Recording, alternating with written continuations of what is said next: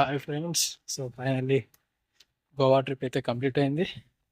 ఎవరి కోసం ఇదంతా చేస్తున్నావు? ఎవరి కోసం చేస్తున్నావు?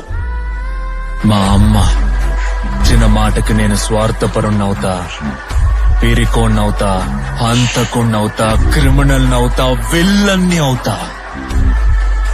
తనకిచ్చిన మాటకి ఇది సరిపోద్దో లేదో నాకు తెలియదు. బ్యాగేజ్ ఆల్మోస్ట్ ఫుల్ అయిపోయింది. గిఫ్ట్స్, డ్రింక్స్ అవన్నీ.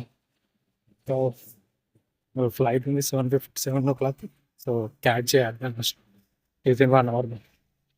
బోర్డింగ్ పాస్ టైం పెట్టుకొని టికెట్ బుక్ చేసుకుని ఫ్లైట్ మీద క్యాచ్ చేయాలి.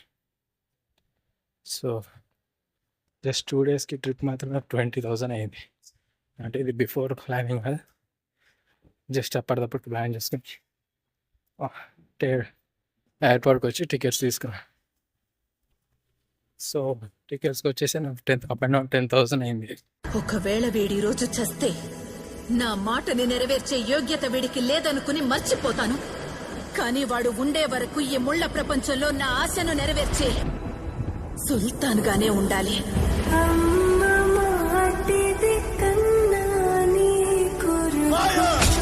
చివరికి వాడు చావబోయే రోజొచ్చినా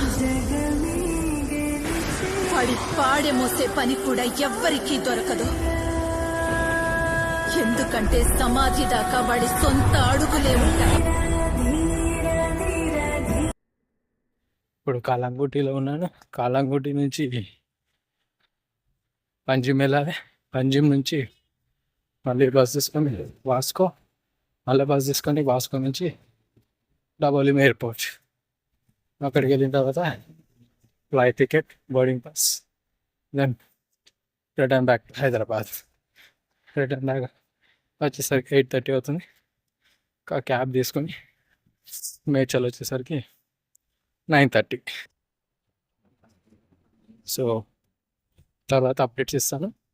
స్టే ట్యూన్. బై.